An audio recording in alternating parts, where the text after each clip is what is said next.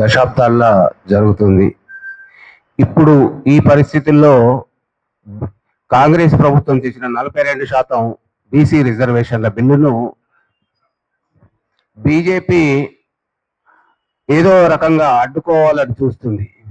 ఈ మధ్యలో కేంద్ర మంత్రి కిషన్ రెడ్డి గారు ఒక ప్రకటన చేస్తూ ఇందులో ముస్లింస్ ఉన్నారు, ఆ ముస్లింలను తొలగిస్తే వెంటనే మేము ఈ బిల్లును ఆమోదింపజేస్తామని ప్రకటించారు.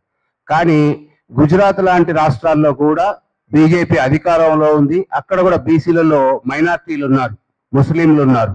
మరి అక్కడ ఉండంగా ఇక్కడ తెలంగాణలో ఎందుకు వాళ్ళకి సమస్య వచ్చిందో అర్థం కావడం లేదు. మేము ఎంతమంది ఉన్నామో మాకంత వాటా అనేది సహజ న్యాయ సూత్రాలకు అనుగుణమైంది.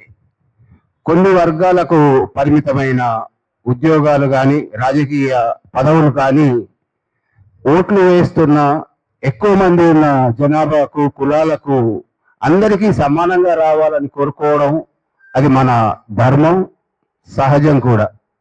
అన్ని విషయాల్లో సహజ న్యాయం కూడా కావాలి, అందరికీ సమానత్వం కావాలి. అందరి సమానత్వంతో అందరి తోడ్పాటుతో ముందుకెళ్తామంటున్న రాజకీయ పార్టీలు బీసీల విషయంలో మాత్రం అంటి ముట్టనట్టుగా ఉండడం, ఏదో కారణంగా ఒకరికొకరు దూరమై ఈ కులాల మధ్యలో వర్గాల మధ్యలో చిచ్చు పెట్టి ఈ రిజర్వేషన్లు ఫలితాలు వాళ్ళకు అందకుండా చేయడానికి ప్రయత్నిస్తున్నాయి. ఈ సెప్టెంబర్ 30లోగా స్థానిక ఎన్నికలు జరపాలని కోర్టులు ప్రభుత్వానికి ఆదేశించిన ఈ సెప్టెంబర్ 30 లోపల ఎన్నికలు జరిగే అవకాశాలు బాగా తక్కువగా ఉన్నాయి. 42% రిజర్వేషన్లు బీసీలకు సాధించుకున్న తర్వాతే ఎన్నికలు కావాలని అన్ని కులాల వారు కోరుకుంటున్న వారిలో కొంత అనైక్యత లేదా రాజకీయ దృక్పథంతో వేరువేరుగా ఉండడం వల్ల ఇది సాధ్యం కావడం లేదు.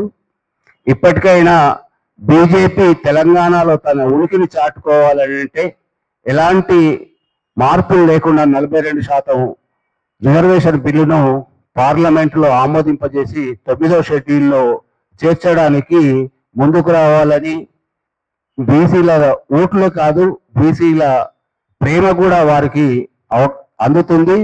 కానీ ఒకవేళ వాళ్ళు ఈ చట్టాన్ని పార్లమెంట్ సమావేశాల్లో ఆమోదింప చేయకుంటే మాత్రం బీజేపీకి కానీ ఇతర రాజకీయ పార్టీలకు కానీ ఈ తెలంగాణలో ఉనికి ప్రశ్న అవుతుందని గుర్తించాలని కోరుతున్నాను. బీసీలందరూ కూడా తమ రాజకీయ దృక్పథాలకు వీడి బీసీలను ముందుకు తీసుకురావడానికి రిజర్వేషన్ల బిల్లు ఆమోదింపజేయడానికి కృషి చేయాలని కోరుతున్నాను.